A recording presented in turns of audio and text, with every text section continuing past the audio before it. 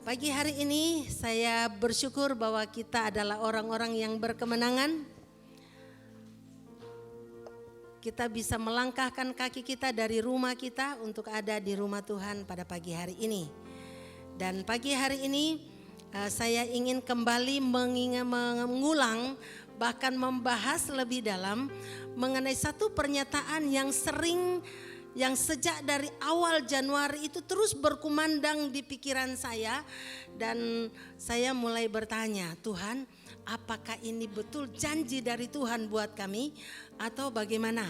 Dan Tuhan terus membukakan kepada saya bahwa itu benar janji dari Tuhan. Firman Tuhan itu atau judul itu saya beri sekalimat itu adalah begini. Sekalipun dunia resesi, anak Tuhan tetap resepsi. Amin. Ucapkan bersama dengan saya. Sekalipun dunia resesi, anak Tuhan tetap resepsi. Kalimat ini itu terus ada terngiang di dalam otak saya sejak dari awal tahun.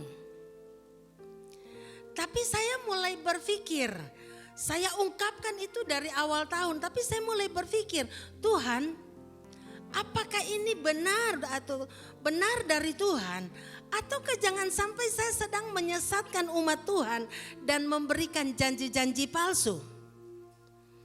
Tapi sementara saya bergumul, saya bertanya dan terus bertanya, Tuhan semakin membukakan kepada saya.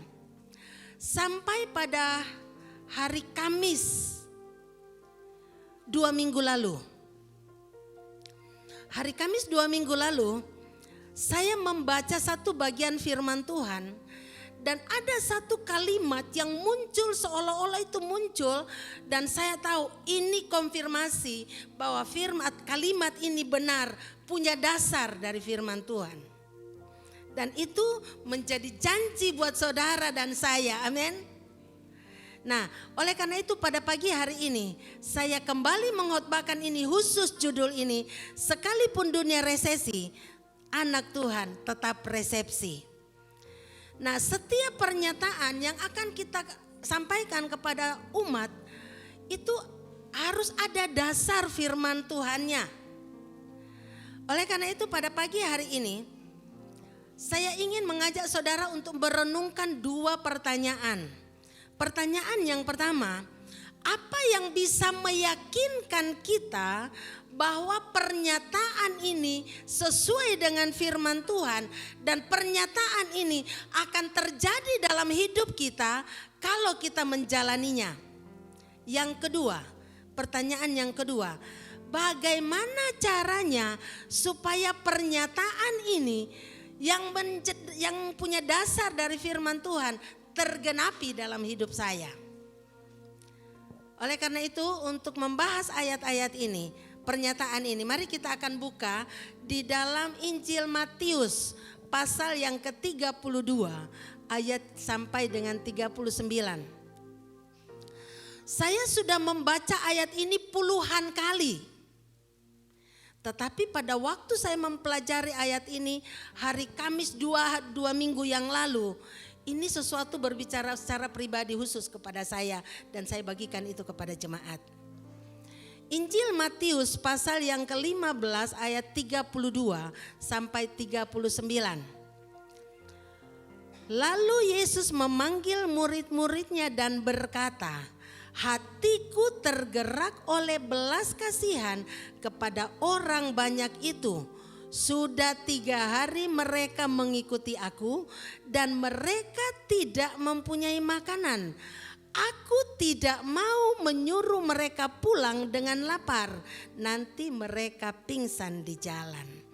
Kata murid-muridnya kepadanya, bagaimana di tempat sunyi ini kita mendapat roti untuk mengenyangkan orang banyak yang begitu besar jumlahnya? Kata Yesus kepada mereka, berapa roti yang ada padamu? 7, jawab mereka. Ada lagi beberapa ikan kecil. Lalu Yesus menyuruh orang banyak itu duduk di tanah. Sesudah itu ia mengambil ketujuh roti dan ikan-ikan itu, mengucap syukur, memecah-mecahkannya dan memberikannya kepada murid-muridnya. Lalu murid-muridnya memberikannya pula kepada orang banyak. Dan mereka semuanya makan sampai kenyang. Kemudian orang mengumpulkan potongan-potongan roti yang sisa, 7 bakul penuh. Yang ikut makan ialah 4.000 laki-laki, tidak termasuk perempuan dan anak-anak. Lalu Yesus menyuruh orang banyak itu pulang. Ia naik perahu dan bertolak ke daerah Megadan. Saudara yang kekasih di dalam Tuhan, 2 minggu yang lalu waktu kami ada KKA di keluarga Bapak Simamora, saya kebagian tugas untuk membahas mengenai ayat ini. Waktu saya mempersiapkannya saudara, saya menemukan sesuatu yang sebenarnya sudah ada di sana. Tapi berkali-kali saya membacanya, kali itu ini kalimat ini muncul. Dan seolah-olah itu menjadi sesuatu yang sangat hidup buat saya. Dan saya katakan, Tuhan, ini konfirmasi bahwa pernyataan sekalipun dunia resesi, anak Tuhan tetap resepsi. Amin saudara. Nah, apa yang menjadi dasar, apa yang menjadi jaminan bahwa pernyataan itu sesuai dengan firman Tuhan dan itu akan digenapi dalam hidup kita kalau kita memenuhi syaratnya. Di situ kita lihat ayat yang ke-32. Kita lihat dulu kondisi saat itu. Resesi adalah suatu keadaan di mana orang mengalami kesulitan keuangan, mengalami kesulitan ekonomi, mengalami kekurangan. Itu resesi. Itu secara pintasnya mengenai pemahaman kita, orang-orang akan mengalami kesulitan dalam bidang keuangan. Kebutuhannya tidak tercukupi. Sementara resepsi adalah orang yang selalu punya kecukupan sehingga bahkan ada lebihnya. Makan sepuasnya. Kebutuhan kita semua terpenuhi. Itu pemahaman yang sangat sederhana. Bukan pemahaman menurut orang ekonomi dan sebagainya. Tapi pemahaman sederhananya begitu. Nah, mari kita lihat situasi di sini. Situasi yang saat itu terjadi ada masa-masa krisis. Di mana mereka begitu banyak, sudah 3 hari mereka mengikut Yesus dan mereka ada di tempat sepi. Orang sudah 3 hari mengikut Yesus dan Yesus mengatakan di sini, mereka sudah mengikut aku 3 hari dan mereka tidak punya makanan. Mereka tidak punya makanan, orang banyak di tempat yang sepi. Bukankah itu satu masalah? Suatu situasi yang tidak menguntungkan. Kenapa?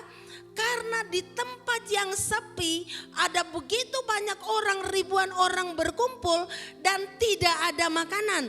Sekalipun mereka punya uang banyak, mereka tidak akan bisa beli makanan untuk saat itu di tempat yang sepi.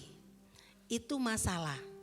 Tetapi kita bersyukur karena di tengah-tengah situasi seperti itu ada Tuhan Yesus. Amin.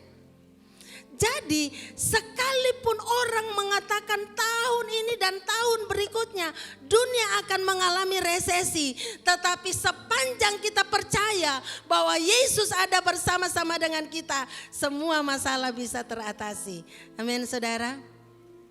Apa yang menjadi jaminan bahwa itu akan terjadi dalam hidup kita, bahwa kita tidak akan mengalami resesi atau resesi tidak akan berdampak bagi kita? Kenapa? Mari kita lihat pernyataan Yesus sendiri.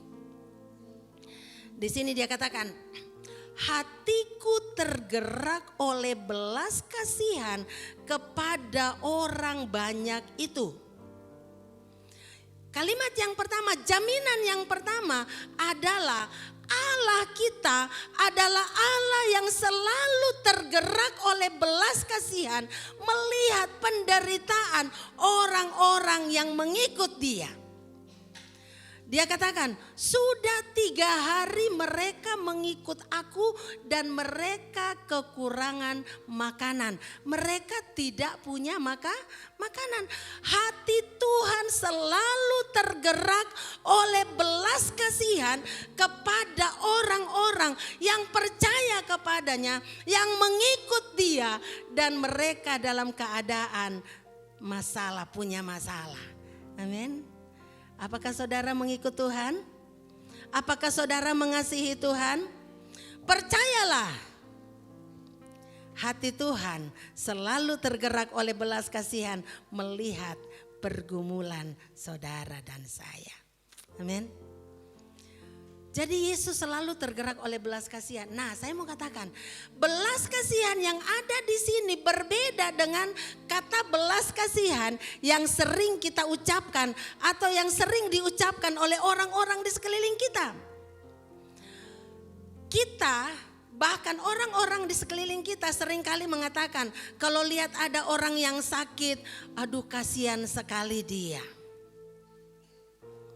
Aduh, lihat orang yang kekurangan, kita mengatakan, aduh kasihan dia kekurangan. Tapi hanya sekedar ucapan kasihan, belas kasihan yang tidak disertai dengan tindakan. Tetapi kalau kita membaca dan belajar dari Alkitab, sepanjang Alkitab, kalau Tuhan Yesus mengatakan hatinya tergerak oleh belas kasihan, maka pasti Yesus akan melakukan sesuatu untuk menolong dan memberikan jalan keluar. Amin, saudara. Hati Tuhan selalu tergerak oleh belas kasihan melihat penderitaan orang-orang yang percaya kepadanya. Bahkan dia selalu tergerak oleh belas kasihan kepada orang-orang yang menderita sekalipun orang itu tidak mengenal dia, bahkan menolak dia. Kenapa Yesus datang ke dalam dunia ini? Yesus lahir ke dalam dunia ini itu didorong oleh belas kasihan Tuhan melihat umat ciptaannya yang sedang berjalan menuju kepada kebinasaan. Itu sebabnya Yesus rela turun ke dalam dunia ini untuk memberikan jalan keluar. Nah, Allah kita adalah Allah yang selalu tergerak oleh belas kasihan melihat penderitaan orang-orang kesayangannya. Alkitab mencatat itu. Yang kedua, pernyataan yang kedua yang menjadi jaminan buat saya dan saudara. Kita lihat di sini. Sudah 3 hari mereka mengikuti aku dan mereka tidak mempunyai makanan. Aku tidak mau menyuruh mereka pulang dengan lapar. Nanti mereka pingsan di jalan. Kalimat ini yang betul-betul menjadi rema buat saya waktu saya mempelajari bagian itu. Sudah berkali-kali, bahkan sudah puluhan kali saya membaca ayat ini. Tapi waktu saya membacanya dua minggu yang lalu, ini seolah-olah muncul yang selama ini tidak menjadi pusat perhatian saya. Tapi kalimat ini mengatakan, aku tidak mau menyuruh mereka pulang dengan lapar. Artinya Tuhan tidak mau melihat orang-orang yang mengikuti dia kelaparan. Amin. Kalau Tuhan tidak mau melihat orang yang mengikut dia kelaparan, apakah kita akan mengalami kelaparan, saudara?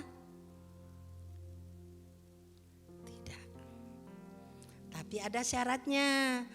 Jadi jangan nanti tiba-tiba kita tidak punya makanan, kita kekurangan dan kita mengatakan, katanya Tuhan tidak mau melihat saya kelaparan, tapi nyatanya saya kekurangan, mau makan aja tidak ada. Tunggu dulu, syaratnya dipenuhi tidak? Setiap janji Tuhan ada syarat, ini janji Tuhan. Nah, kita akan pelajari hari ini. Firman Tuhan sudah mengatakan Tuhan tidak mau melihat orang-orang yang mengikuti dia kelaparan. Tuhan tidak mau melihat ada orang kelaparan. Nah, pertanyaannya adalah begini. Tapi bagaimana caranya? Apa yang harus saya lakukan supaya sekalipun dunia resesi, anak Tuhan tetap resepsi? Apa yang harus kami lakukan? Ada yang menjadi bagian Tuhan, ada yang menjadi bagian kita. Pertanyaannya, bagian kita apa?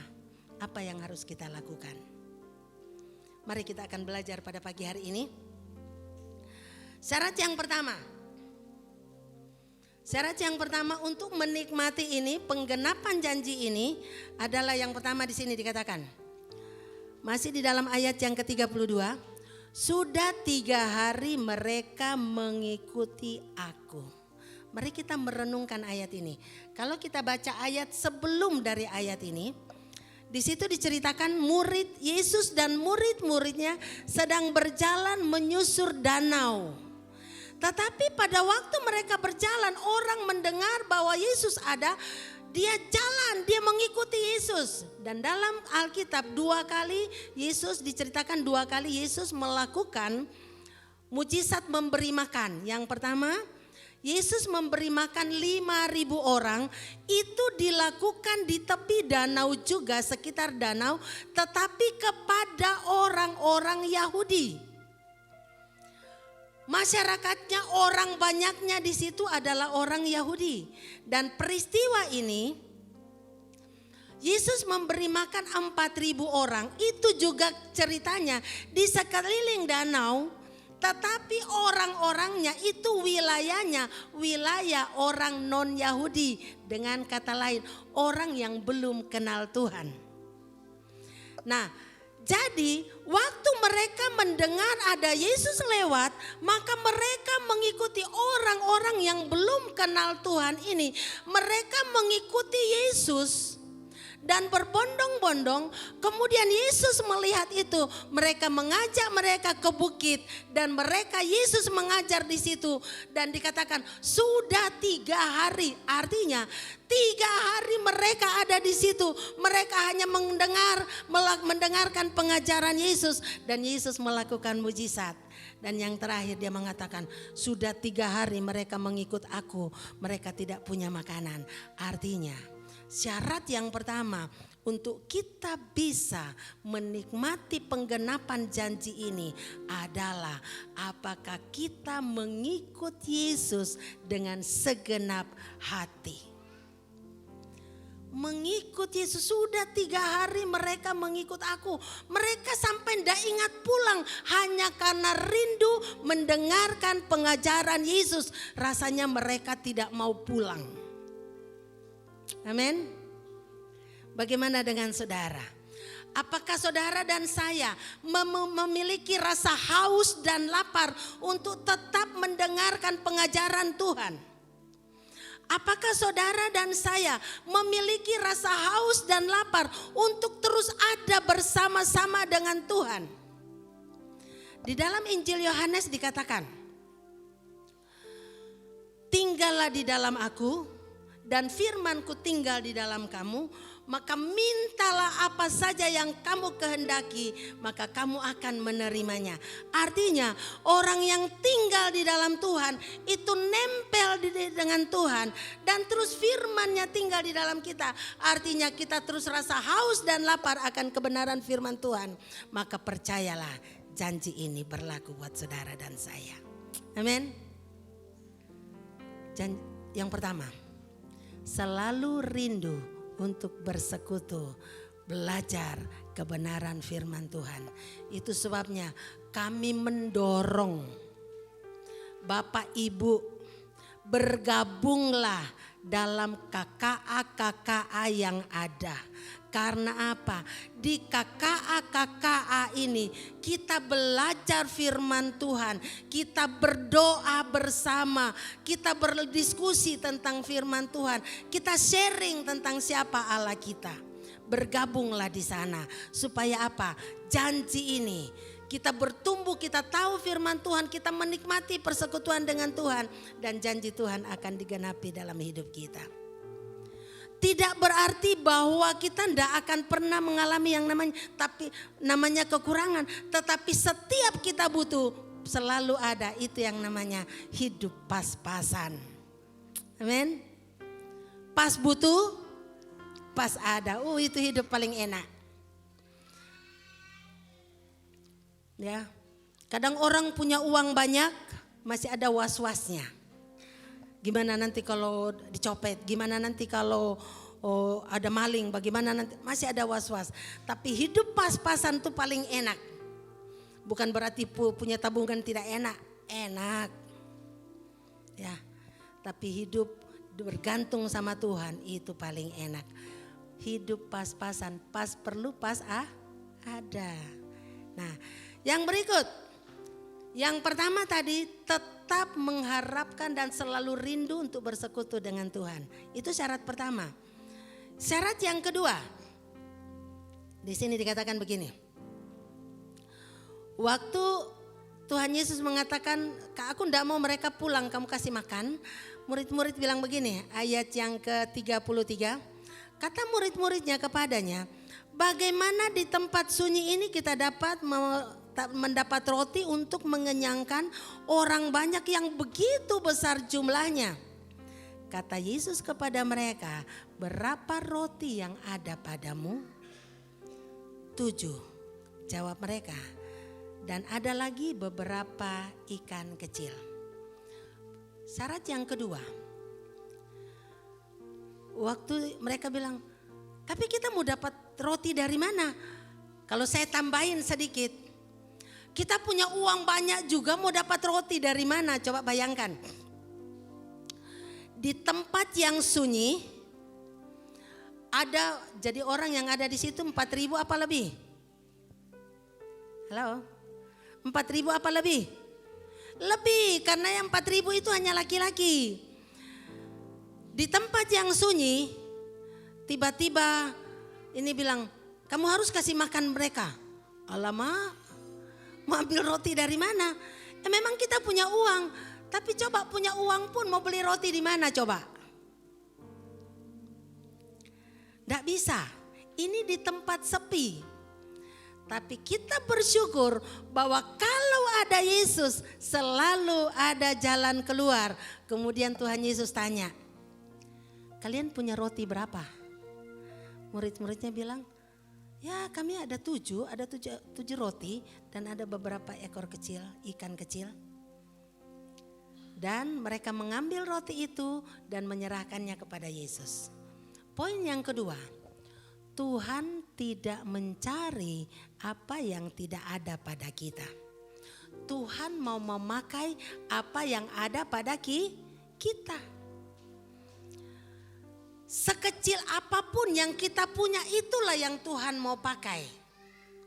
Waktu orang Israel mau keluar dari Mesir, Musa diangkat untuk menjadi pemimpin. Kemudian Musa bilang, Tuhan jangan aku.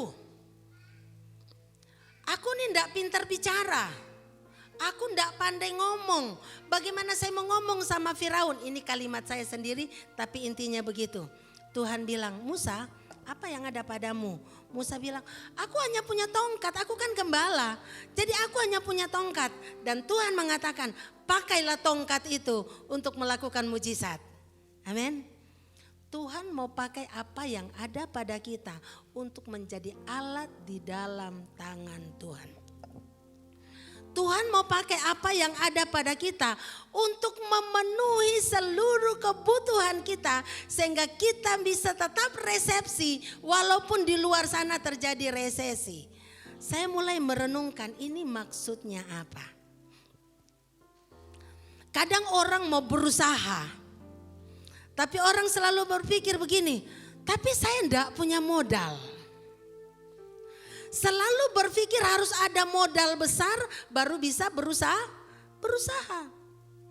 Tetapi saya mau katakan, ternyata Tuhan bilang apa yang ada pada kita, sekecil apapun ini 7 roti bisa untuk kasih makan 4.000 orang laki-laki. Karena Tuhan tidak mencari yang tidak ada pada kita. Nah artinya kalau kita umpamanya dalam keadaan situasi sulit ekonomi, kalau kita bisa bikin kue, kita bikin kue untuk dijual. Kita bisa berusaha mulai daripada apa yang kita punya. Kita punya keterampilan, pakai keterampilan kita dan Tuhan akan membuatnya berhasil. Kita punya keterampilan apa? Lakukan dengan sebaik-baiknya, serahkan itu kepada Tuhan dan Tuhan akan memakai untuk mencukupi kebutuhan kita. Intinya, jangan malas. Amin. Lakukan apa saja. Lakukan apa saja yang bisa kita lakukan. Jangan sudah susah kita tinggal pangku tangan dan tidak mau berbuat apa-apa. Karena firman Tuhan bilang, hai pemalas, belajarlah dari semut. Bahkan Alkitab mengatakan, yang pemalas jangan makan. Wih, sadis tuh firman Tuhan ya. Tuhan mau pakai apa yang ada pada kita, kita kelola dengan sedemikian. Dari 7 roti ini dipakai untuk melakukan mujizat. Mungkin bakat kita hanya bisa bikin kue, gak apa-apa kita bikin itu. Mungkin bakat kita bisa berdagang, gak apa-apa dengan modal sedikit kita berdagang. Mungkin bakat kita dengan apa saja yang bisa kita lakukan. Saya ingat ada satu kisah nyata. Tukang beca menjadi juragan angkot. Itu kisah nyata. Suatu kali ada teman saya orang Amerika, dia misionaris. Dia sering kalau pergi-pergi naik beca. Kemudian tanya sama tukang beca, Pak, sudah berapa lama Bapak jadi tukang beca? Dan dia katakan, dia cerita, kemudian dia mengatakan, Bapak ini beca Bapak sendiri? Oh bukan, ini saya sewa. Terus teman saya tantang dia, mau enggak? Akhirnya kamu punya beca sendiri. Mau. Bagaimana caranya? Terus dia tanya, Bapak merokok enggak? Merokok. Oke, Bapak mau berkorban sedikit enggak? Mau. Oke, jadi teman saya ajarin dia. Dia katakan begini, oke, Bapak mau belajar, mau percaya saya. Oke, terus akhirnya dia bilang begini, karena sudah langganan dia katakan, oke, mulai sekarang kalau Bapak merokok 1 hari 2 bungkus, kurangin 1. Harga rokok Bapak 1 kasih ke saya, ditabung setiap hari. Kemudian dia mulai nabung. Sekian lama dari nabung itu akhirnya dia bisa beli beca. Dari sedikit. Kemudian setelah dia beli beca, dia katakan, Pak, sekarang kan Bapak sudah tidak sewa beca lagi. Kalau setiap hari Bapak ada setoran, sekarang setorannya enggak usah di store lagi, kan sudah punya beca sendiri. Store ke saya. Jadi sekarang tabungannya bertambah kan, dari mengurangi harga rokok tadi ditambah dengan storan. Lama kelamaan dia bisa beli beca lagi 1. Jadi sekarang punya beca 2, dia sewakan. Begitu terus lama-lama dia meningkat dan akhirnya dia bisa punya angkot dari hal sekecil yang dia lakukan. Pakai apa yang ada pada kita. Kalau kita mau berusaha. Nah, cuman masalahnya adalah seringkali kita tidak bijak mengatur keuangan. Poin yang berikut masih berhubungan dengan apa yang ada pada kita adalah jangan pelit. Halo, jangan pelit. Katakan kepada kiri kanan saudara, hei jangan pelit. Maksudnya gini saudara, coba kita belajar dari ayat ini. Bayangkan situasinya mereka kekurangan makan. Mereka kekurangan makanan, kemudian mereka ada di tempat yang sunyi. Kemudian Tuhan Yesus mengatakan, saya tidak mau mereka pulang dengan kelaparan, kamu harus dikasih makan. Terus murid-murid bilang, Tuhan mau ambil makan roti sebanyak itu dari mana? Terus Tuhan tanya, kamu punya apa? Mereka bilang, kami hanya punya roti 7. Nah, bayangkan situasi ini, di tengah-tengah kelaparan, di tengah-tengah orang kekurangan, bahkan saudara juga mungkin kekurangan, tetapi tiba-tiba diminta, aku punya roti. Seandainya mereka pikir, waduh kalau saya kasih roti saya, terus nanti saya juga ikut kelaparan. Dan mereka umpetin, waktu ditanya, kamu punya apa? Enggak, kami enggak punya apa-apa. Kira-kira mujizat terjadi enggak saudara? Enggak.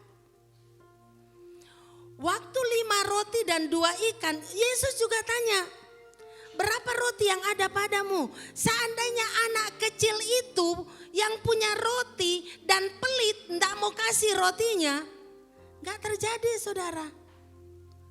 Waktu janda itu yang di Sarpat, Yesus juga tanya, apa yang ada padamu? Dengan kata lain, kalau Yesus mau memberkati kita, Yesus mau melakukan mujizat, dia selalu bertanya apa yang ada padamu. Artinya dia selalu mau pakai apa yang ada pada kita. Dia tidak cari yang tidak ada pada kita. Dan dari janda itu bilang, saya tinggal punya minyak sedikit aja dalam buli-buli. Tuhan bilang, pakai itu, pinjam bejana, ambil minyak itu, tuang, habis itu kamu jual. Kalau ini, kamu punya apa? Aku punya roti. Seandainya yang punya roti bilang, aku gak mau kasih, aku juga kelaparan. Artinya anak Tuhan kalau mau menikmati berkat Tuhan, jangan pelit. Amin. Harus bisa dibedakan pelit dan hemat. Karena Tuhan juga tidak mau kita boros. Amin. Tuhan tidak mau kita boros. Tapi Tuhan juga tidak mau. Tuhan mau kita murah hati tapi bukan boros. Beda murah hati dan boros. Beda hemat dan pelit. Tuhan mau kita hemat tapi Tuhan tidak mau kita pelit. Itu harus dibedakan. PR-nya cari perbedaan pelit dan hemat, cari perbedaan boros dan murah hati. Nah, jadi Tuhan mau pakai apa yang ada pada kita, tetapi apa yang ada pada kita, kita jangan umpetin dan kita katakan aku ndak punya apa-apa. Banyak orang bermental miskin. Selalu bilang ndak ada. Padahal sebenarnya ada. Apa yang kita ucapkan itu doa kita. Jadi kalau ada orang bilang, Pak Jeremy banyak uangnya. Jangan bilang, aduh mana, enggak bilang amin. Amin saudara. Kalau ada orang bilang, saya paling suka kalau ada orang bilang, Ibu Lina banyak uang. Saya aminkan karena itu doa buat saya. Halo. Ya. Nah, yang berikut. Tuhan mau pakai apa yang ada pada kita tetapi jangan kita pelit. Nah, yang kedua. Yang pertama yang ketiga. Yang pertama Tuhan mau kita selalu dekat dengan Dia, rindu untuk selalu bersekutu dengan Dia. Dan yang kedua Tuhan mau pakai apa yang ada pada kita termasuk tenaga kita. Waktu kita. Pelit itu tidak hanya berbicara soal uang loh saudara. Waktu kita, ada orang yang memang karena keadaan keuangannya tidak banyak, tetapi dia meluangkan tenaganya untuk menolong orang lain. Ya, jadi waktu berbicara pelit itu bukan hanya soal uang, tetapi termasuk tenaga. Kita rela selalu siap untuk menolong orang lain, mengulurkan tangan untuk membantu orang lain. Itu pun sesuatu yang Tuhan mau. Yang ketiga, di sini dikatakan, lalu Yesus menyuruh orang banyak itu duduk di tanah. Sesudah itu ia mengambil ke-7 roti dan ikan itu, mengucap syukur. Resep yang ketiga adalah selalu ada ucapan syukur yang keluar dari mulut kita. Kenapa? Karena bersungut-sungut itu menjadi penghambat untuk kita diberkati, tetapi ucapan syukur itu akan membuat kita menikmati hidup. Salah satu kunci kebahagiaan adalah selalu bersyukur dalam hidup. Amin. Contoh. Saya punya HP. HP-nya HP jadul. Tapi masih bisa dipakai telepon, masih bisa dipakai WA, masih bisa dipakai ini. Kemudian saya lihat yang tetangga saya, dia mulai pakai Android yang kelas tinggi. Saya lihat, HP-nya baru, keren. Kemudian saya mulai lihat saya punya, ya punya aku jadul. Kemudian saya tidak lagi bersyukur dengan punya saya dan saya pengen sekali punya yang seperti dia. Kira-kira saya masih nikmati nggak pakai punya saya? Ya? Enggak. Sudah mulai, aduh ini lemot. Itu hang lagi. Akhirnya ngomel terus. Jadi akhirnya saya tidak lagi menikmati. Tapi kalau saya mah, puji Tuhan saya masih bisa pakai telepon, saya masih bisa pakai WA, saya masih bisa buka internet di sini. Walaupun agak lemot sedikit tidak apa-apa. Contoh yang lain. Lagi makan. Ini bapak-bapak pulang kerja atau anak-anak pulang sekolah. Mama sudah masak di rumah. Masak tempe goreng dengan sayur kangkung. Waktu buka tudung saji, dari rumah, dari jalan ini dia sudah membayangkan makan rendang dengan capcay. Sampai di rumah buka tudung saji, ya adanya tempe goreng, adanya sayur kangkung. Kira-kira masih bisa nikmati enggak itu? Masih bisa nikmati tempe goreng dan sayur kangkung enggak? Karena yang ada di bayangan nih, kayaknya jauh lebih enak makan rendang sama capcay. Jadi kurang menikmati saudara karena tidak bersyukur. Coba waktu lihat, ada tempe goreng, ada sambal terasi, ada sayur kangkung. Nikmat. Nggak usah bayangkan yang tidak ada. Pasti kita bisa menikmati makanan itu. Kuncinya mengucap syukur. Ya.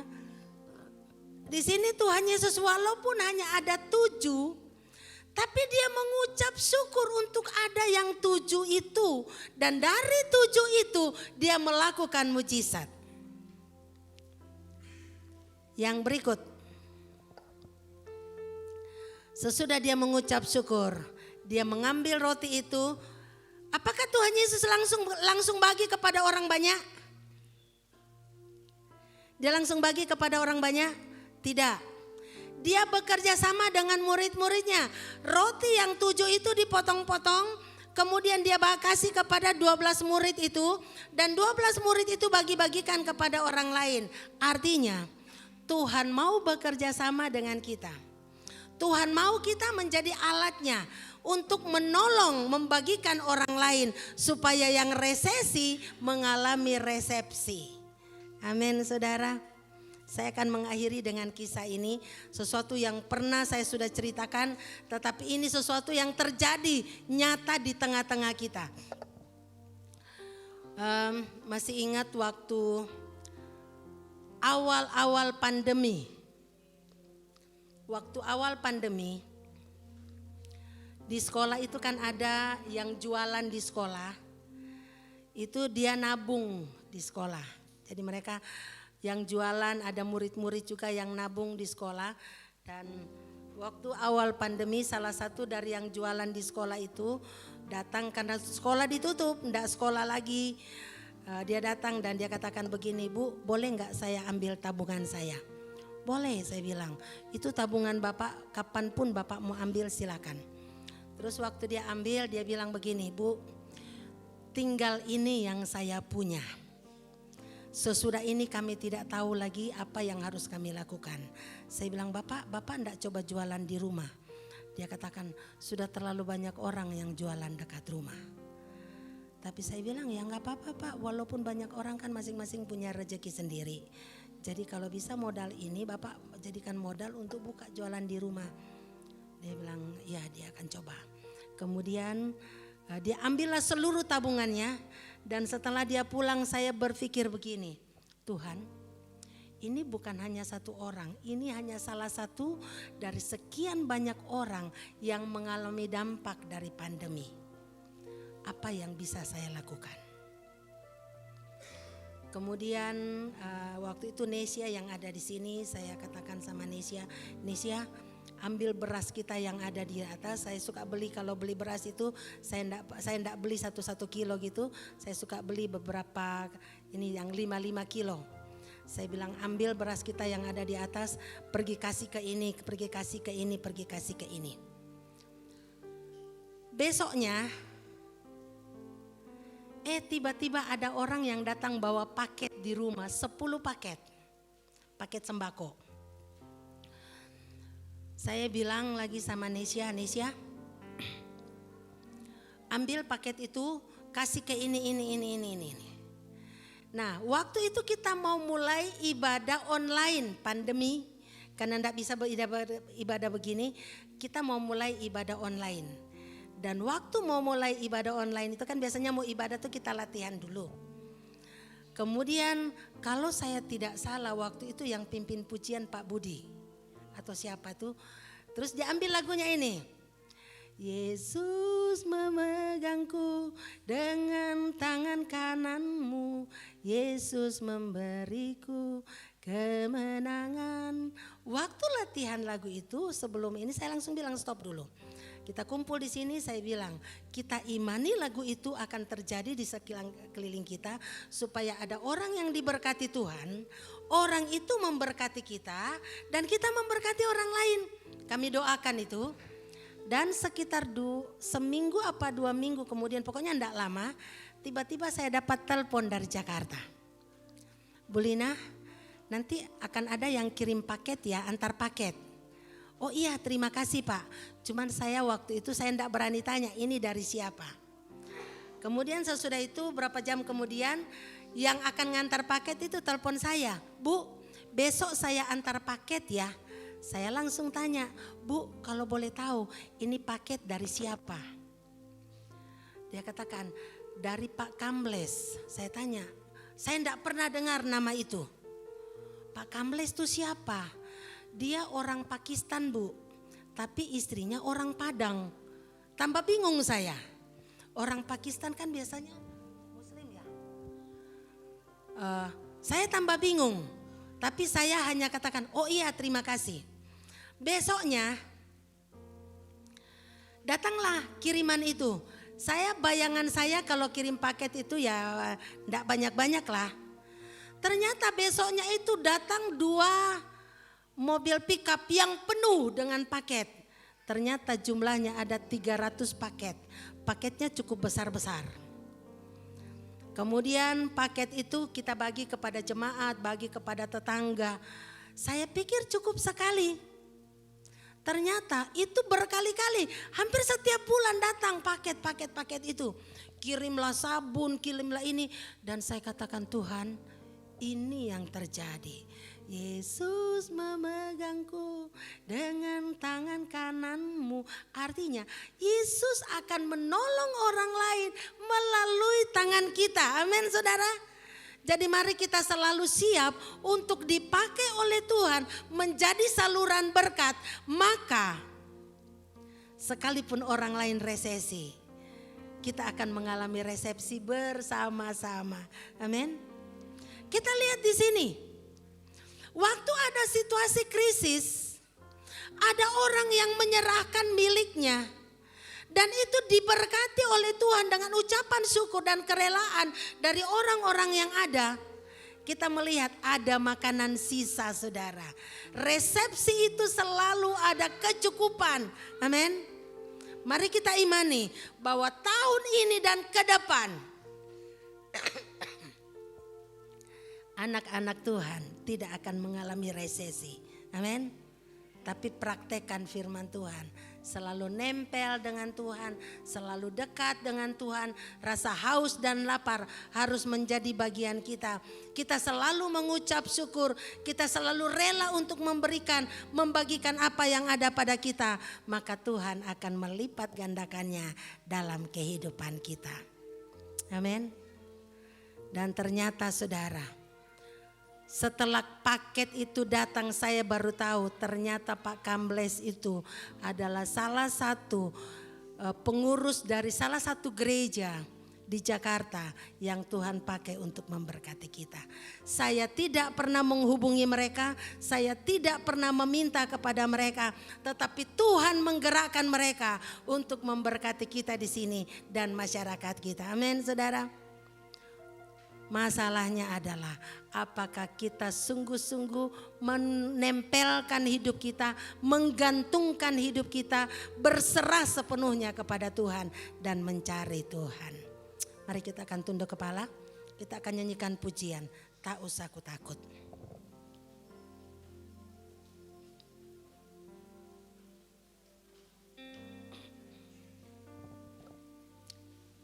Tuhan kita tidak pernah berubah.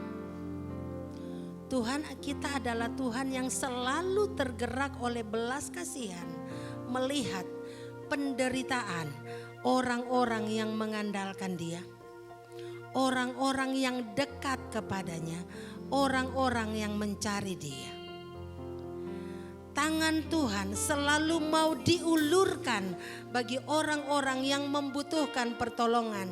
Tetapi Tuhan tidak bekerja sendiri, Tuhan mau bekerja sama dengan umatnya. Maukah kita menjadi tangan Tuhan yang terulur? Mari kita nyanyikan, tak usah ku takut.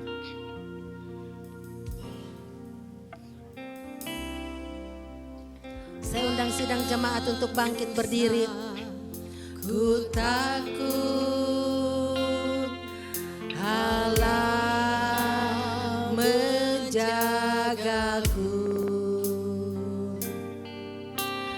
tak usah ku bimbang, Yesus peliharaku.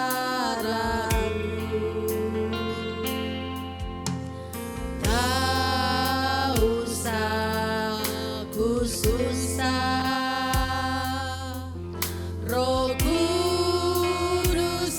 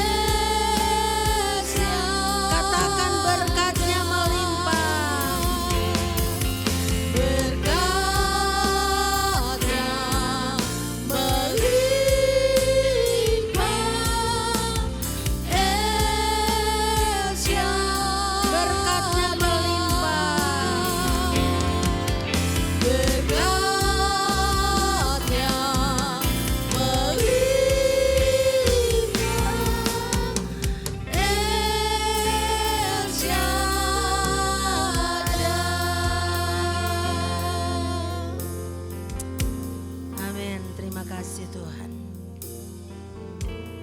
Kami bersyukur kepadamu Tuhan karena Engkau Allah yang selalu tergerak oleh belas kasihan.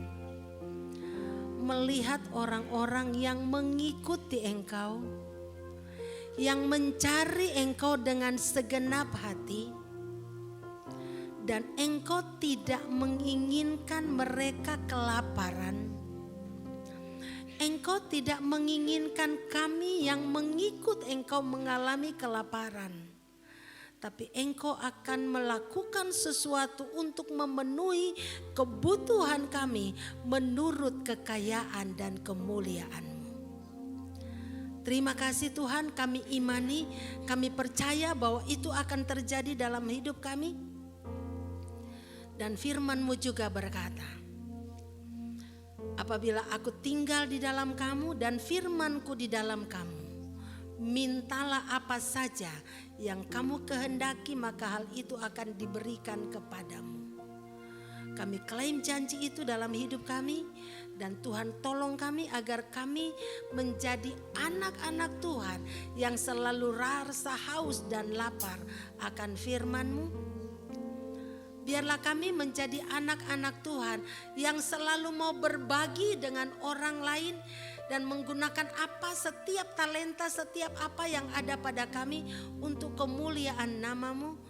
Dan Tuhan tolong kami agar kami selalu siap untuk melakukan apa yang Tuhan mau kami lakukan dan selalu mengucap syukur dalam setiap kehidupan kami.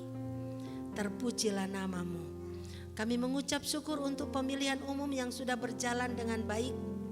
Biarlah Tuhan akan terus menolong supaya petugas KPU dapat menjalankan tugasnya dengan baik untuk mengadakan penghitungan, sehingga pada akhirnya kami mendapatkan pemimpin yang akan memimpin bangsa kami dan akan diberi hikmat oleh Tuhan, sehingga bangsa kami akan menjadi bangsa yang mencapai cita-citanya untuk menciptakan masyarakat yang adil dan makmur. Masyarakat yang sejahtera, masyarakat yang memiliki kebebasan untuk beribadah kepadamu. Terpujilah nama-Mu. Kami juga terus berdoa untuk perayaan Paskah yang sesaat lagi akan kami laksanakan pada bulan Maret. Biarlah Tuhan akan tolong supaya kami dapat menghayati betapa besar kasih-Mu bagi kami. Kami juga terus berdoa untuk penerimaan murid baru yang ada di Hosana. Kami bersyukur Tuhan memberikan kami visi untuk membuka sekolah. Kami mengucap syukur untuk guru-guru yang Tuhan sudah kirim untuk mengajar. Kami mengucap syukur untuk murid-murid yang sudah ada. Dan kami mengucap syukur untuk murid yang akan Tuhan kirimkan ke Hosana pada tahun ajaran baru ini. Baik itu murid TK, SD dan SMP. Kami percaya Tuhan sedang bekerja untuk menggerakkan orang-orang yang Tuhan mau anaknya dididik di Hosana. Terpujilah nama-Mu Bapa. Berdoa buat seluruh sidang jemaat-Mu pada pagi hari ini. Apapun pergumulan mereka, apapun masalah mereka, apapun situasi mereka, Engkau adalah jawaban bagi mereka semua. Sehingga kami akan pulang dengan membawa kemenangan, sukacita dari Tuhan. Terima kasih Tuhan, berdoa buat semua anak-anak-Mu yang sudah melayani hari ini. Tuhan yang akan memulihkan kekuatan kami semua dan membuat kami berhasil dalam apapun yang kami kerjakan. Terima kasih Tuhan. Bapa kami yang di surga, dikuduskanlah nama-Mu, datanglah kerajaan-Mu, jadilah kehendak-Mu di bumi seperti di surga. Berikanlah pada hari ini makanan kami yang secukupnya. Dan ampunilah kami akan kesalahan kami, seperti kami juga sudah mengampuni orang yang bersalah kepada kami. Dan janganlah membawa kami ke dalam pencobaan, tapi lepaskanlah kami daripada yang jahat. Karena Engkau-lah yang mempunyai kerajaan dan kuasa dan kemuliaan sampai selama-lamanya. Angkatlah kedua tangan saudara di hadapan Tuhan dan terimalah berkat Tuhan.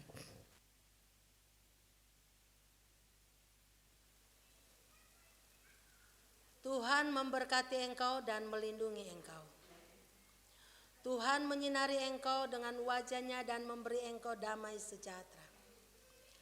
Tuhan menghadapkan wajah-Nya kepadamu dan melimpahkan sukacita bagi kita semua mulai hari ini sampai Maranatha Tuhan Yesus datang kembali untuk menjemput kita semua sebagai mempelainya. Terima kasih Tuhan. Haleluya. Bapa, terima kasih. Bapa, terima kasih. Bapa, terima kasih.